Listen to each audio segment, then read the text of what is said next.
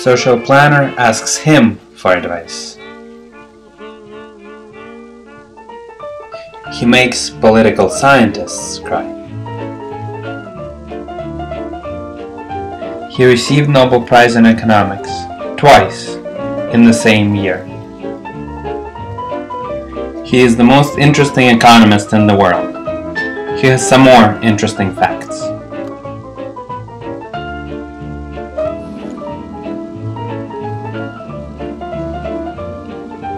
Why, hello. I did not see you come in. I was busy enjoying a cup of coffee and reading the latest issue of Econometrica. Why, yes, I am he, the most interesting economist in the world. This is not an easy title to retain, my friends. Why? Even putting the same words interesting and economist in the same sentence is no small task. And yes, I am here to reassure you, the rumors you have heard of me, they are all true. I was born in an Edgeworth box. Whenever you read a problem in a textbook about a person living on an island who can either consume his resources or use them for production, you are reading about my childhood. As a young boy, I met Henry Ford and convinced him that the assembly line may be a more efficient production technique. We all saw how that turned out. As compensation, Hank offered me a fleet of Ford trucks. I had to turn them down, however, because they were not very fuel efficient. There is no free lunch, unless of course you are me. Then people always seem to pay for my lunch. My travels have taken me all over the world. Once in St. Petersburg, I was drinking vodka with Karl Marx. I got him to admit that capitalism, maybe not so bad after all.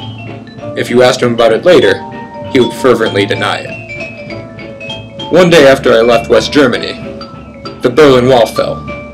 A coincidence? I do not think so. Despite what Al Gore may say, I invented the internet. Yes, that's right. You heard me. Richard Nixon once challenged me to an arm wrestling contest, to which the winner would receive a handsome sum of money. I won, and the next day, the US went off the gold standard. Do not ask what happened to the gold. I live with few regrets, but alas, I am only just a man. And yes, it's true that stock market bubbles happen when I chew gum, which is unfortunate because I find gum to be delicious. Also, recessions happen to be correlated with when I go on sabbatical, but even I need my downtime. And yes, I was gone longer than expected with the Ramirez twins when the Great Depression happened, but I digress. Despite these flaws, my reputation for good outweighs the bad. John Nash went as far to say that I have a beautiful mind. I tend to agree. When I was asked to give this interview, to tell my life story to the world, I considered it a privilege. So please, enjoy.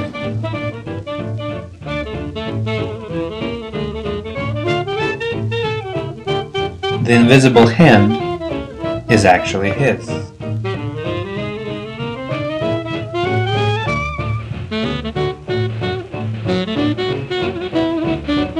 Adam Smith was his student.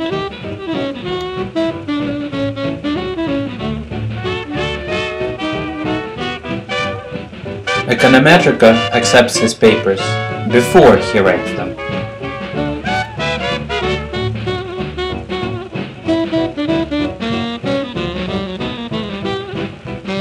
His probabilities add up to more than 1.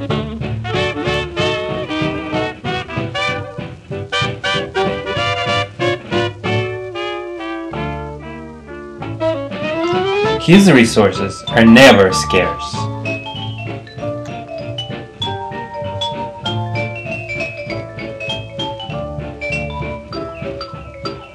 His undergraduates know calculus.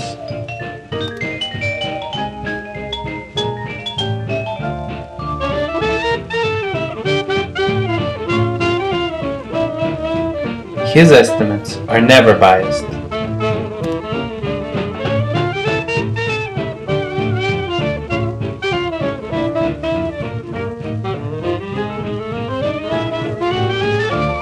He never overbids.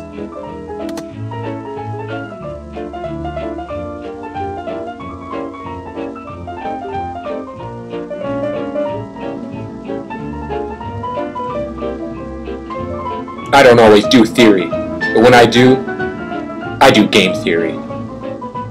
Keep solving, my friends.